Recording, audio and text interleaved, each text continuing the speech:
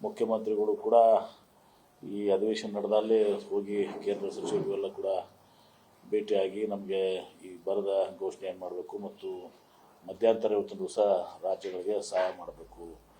ಮೊದಲು ಮಹಾತ್ಮ ಗಾಂಧಿ ರೋಜ್ಗಾರ್ ಯೋಜನೆ ಇರ್ತಿತ್ತು, ಈಗ ಅದು ಜಿ ಅಂತ ಮಾಡಿ ಅದನ್ನು ಕೂಡ ಗೊಂದಲ ಸೃಷ್ಟಿ ಮಾಡಿದ್ದಾರೆ. ಅದರಲ್ಲಿ ಶೇರಿಂಗ್ನು ಕೂಡ 90-10% ಇತ್ತು, ಈಗ 60-40 ಶೇರಿಂಗ್ ಮಾಡಿದ್ದಾರೆ. ಇದೆಲ್ಲವೂ ಕೂಡ ಭಾಳಷ್ಟು ಗೊಂದಲಕ್ಕೀಡಾಗಿದೆ. ಇವತ್ತು ನಮ್ಮಲ್ಲಿನೂ ಕೂಡ ಏನು ಮಳೆ ಆಧಾರಿತ ಕೃಷಿ ಇದೆ. ಕೆನಾಲ್ಗೇನೋ ನಾವು ಕುಡಿಲಿಕ್ಕೆ ನೀರು ಬಿಟ್ಟು ಕೆಲವೊಂದಿಷ್ಟು ಇರಿಗೇಟೆಡ್ ಇದಕ್ಕೆ ನಾವು ಸರಿ ಹೋಗುವಾಗೆ ಸಹ ಕ್ರಮ ಕೈಗೊಳ್ತಾ ಇದ್ದೀವಿ.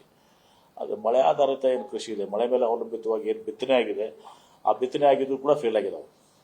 ಅದು ಹೊಸದಾಗಿ ಈಗ ಬಿತ್ತನೆ ಮಾಡಬೇಕು, ಮತ್ತೆ ಮುಂದೆ ಆಗಸ್ಟ್ ನಂತರ ಏನಾಗ್ತದೆ ಅಂತ ನಮಗೆ ಗೊತ್ತಿಲ್ಲ. ಮತ್ತು ಈಗಾಗಲೇ ಹೇಳಿದಾಗೆ ಕೆಲವು ಜಿಲ್ಲೆಯಲ್ಲಿ ಇವತ್ತು ಸಹ ಇನ್ನು ಮುಂದೆ ಏನು ಪ್ರಯೋಜನ ಆಗೋದಿಲ್ಲ.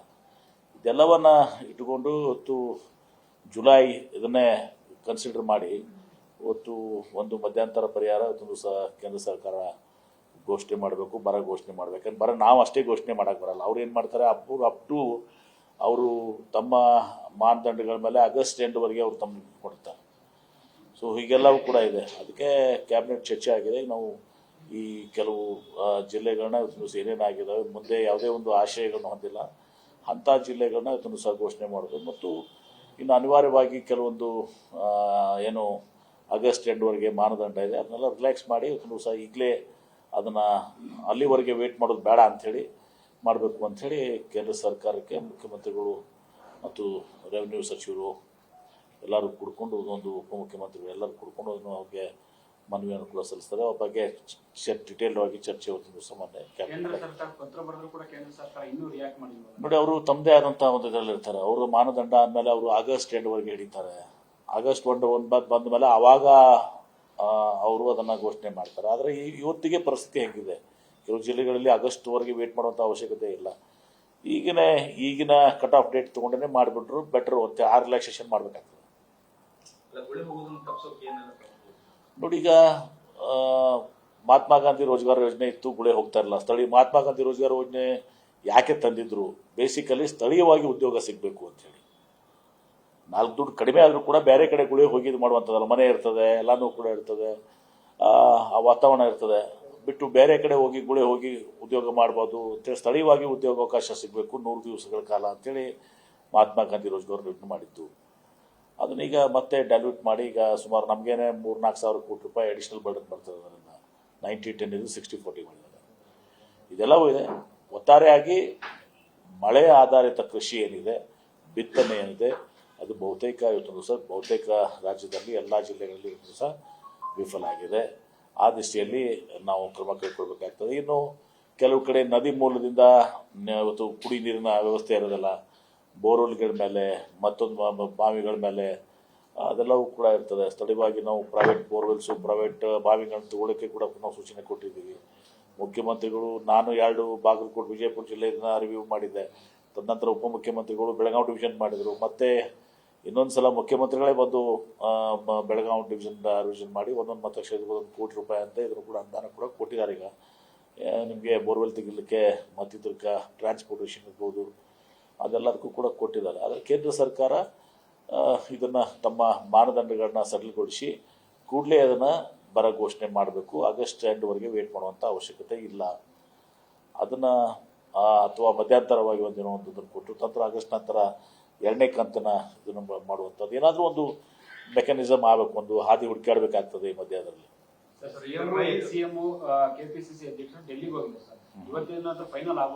ನೋಡಿ, ಅದು ಅಲ್ಲಿ ಹೋಗಿ ಅಲ್ಲಿ ಏನು ಡಿಸ್ಕಷನ್ ಆಗುತ್ತೆ. ಪಾರ್ಲಿಮೆಂಟ್ ಸೆಷನ್ ಬೇರೆ ನಡೆದಿದೆ. ಅಲ್ಲಿ ರಾಹುಲ್ ಗಾಂಧಿಯವರು, ಮಲ್ಲಿಕಾರ್ಜುನ್ ಖರ್ಗೆ ಅವರು, ಆಮೇಲೆ ಸುರ್ಜೇವಾಲಾ ಅವರು, ವೇಣುಗೋಪಾಲ್ ಅವರೆಲ್ಲರೂ ಕೂಡ ಅದರಲ್ಲಿ ಬ್ಯುಸಿ ಇದ್ದಾರೆ. ಈಗ ಚರ್ಚೆ ಆಗ್ತದೆ. ಬಹುಶಃ ಇವತ್ತು ನಾಳೆ ಅನ್ನಷ್ಟರಲ್ಲಿ ಚರ್ಚೆ ಮುಗಿಬೋದು. ಈ ವಾರದಲ್ಲಿ ಮುಂದಿನ 3-4 ದಿವಸದಲ್ಲಿ ಕ್ಯಾಬಿನೆಟ್ ಎಕ್ಸ್ಪೆನ್ಷನ್ ಆಗ್ಬೋದು ಅಂತೇಳಿ ಎಲ್ಲರೂ ಕೂಡ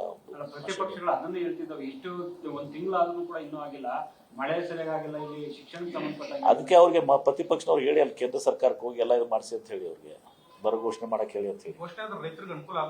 ನಿಶ್ಚಿತವಾಗಿಯೂ ಕೂಡ ಈಗ ಬಿತ್ತನೆ ಮಾಡಿದ್ದಾರೆ.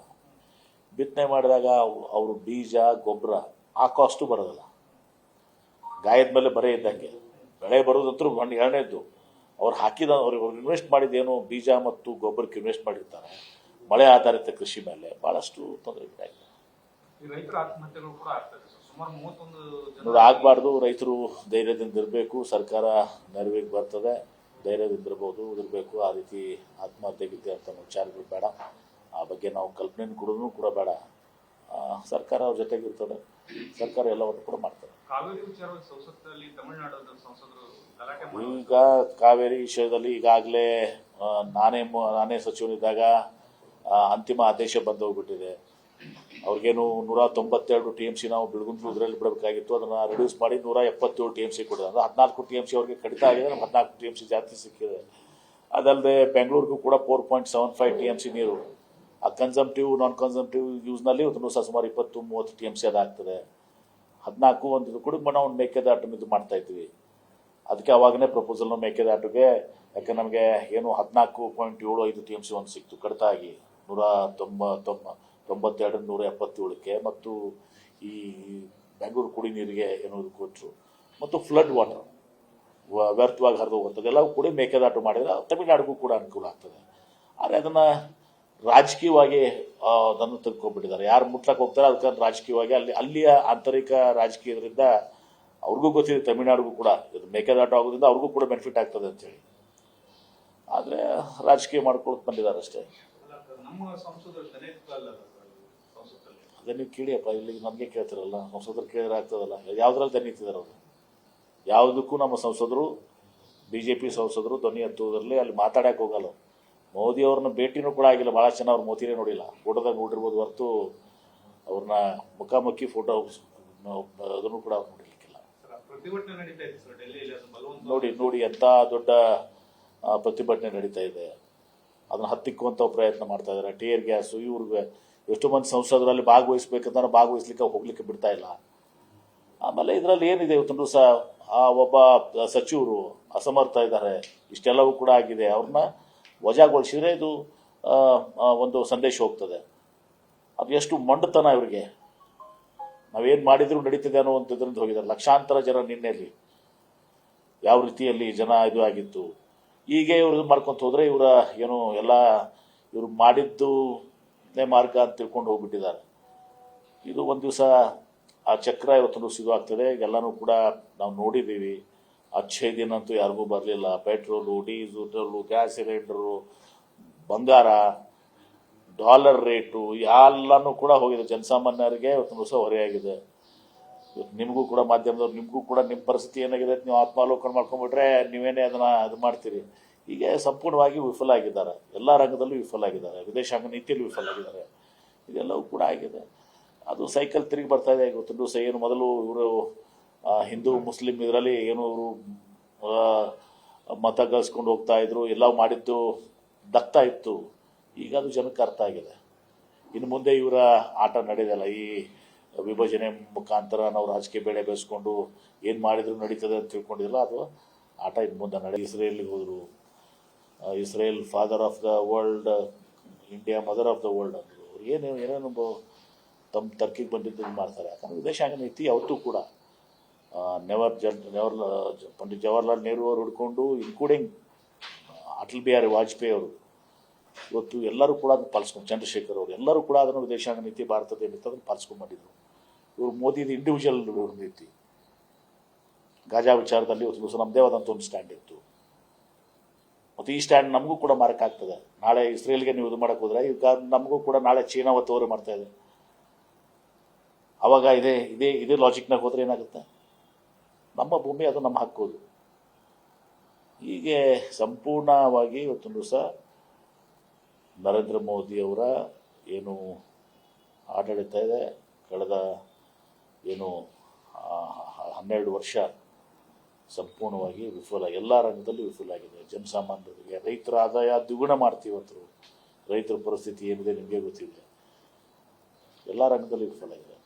ವಿದ್ಯಾರ್ಥಿಗಳ ಇದರಲ್ಲಿ ಕೂಡ ಭವಿಷ್ಯದಲ್ಲಿ ಕೂಡ ಒಂದು ದಿವಸ ಇದು ಆಗಿದೆ. ಅದನ್ನು ಪ್ರತಿಷ್ಠೆಯಾಗಿ ತೊಗೊಂಡಿದ್ದಾರೆ. ಅದನ್ನು ಬಿಟ್ಕೊಂಡು ವಜಾ ಮಾಡಿ ಇವತ್ತೊಂದು ದಿವಸ ಯಾರ್ಯಾರು ತಪ್ಪಿಸ್ತಿದ್ದಾರೆ ಎಲ್ಲರ ಮೇಲೆ ಇವತ್ತು ದಿವಸ ಕ್ರಮ ಕೈಗೊಳ್ಳೋದು. ಈ ಪೇಪರ್ ಲೀಕು ಇದೇನಾನು ಆಗ್ತದಲ್ಲ, ಎಲ್ಲಿ ಯಾರೇ ಇರಲಿ ನಾವು.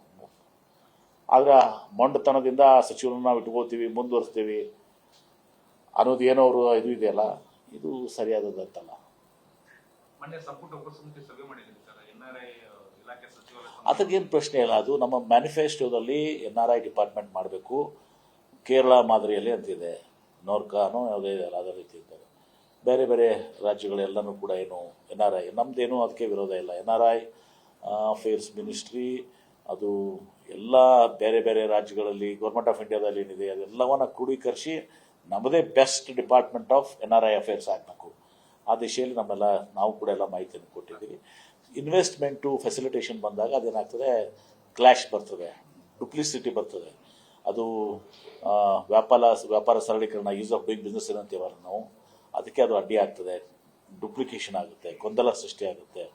ಅದು ಈಗ ಯಾರನ್ನು ಕೂಡ ಇಂಡಸ್ಟ್ರಿಯಲಿಸ್ಟ್ ಲೈಕ್ ಮಾಡಲ್ಲ. ಮತ್ತು ಬೇರೆ ಬೇರೆ ರಾಜ್ಯಗಳಲ್ಲಿ ಎಲ್ಲನೂ ಕೂಡ ಅಲ್ಲಿ ಏನಿದೆ ಅದು ಇನ್ವೆಸ್ಟ್ಮೆಂಟು ಇಂಡಸ್ಟ್ರೀಸ್ ಬೇರೆ, ಇವತ್ತು NRI ಅಫೇರ್ಸ್ ಬೇರೆ. ಹಾಗಿದ್ದ ಮೀಟಿಂಗ್ ಆಗಿದೆ, ಎಲ್ಲನೂ ಕೂಡ ನಮ್ಮ ಮಾಹಿತಿ ನಾವು ಕೊಟ್ಟಿದ್ದೀವಿ, ಅವರು ಕೂಡ ಎಲ್ಲ ಮಾಹಿತಿ ತರಿಸ್ಕೊಂಡಿದ್ದಾರೆ.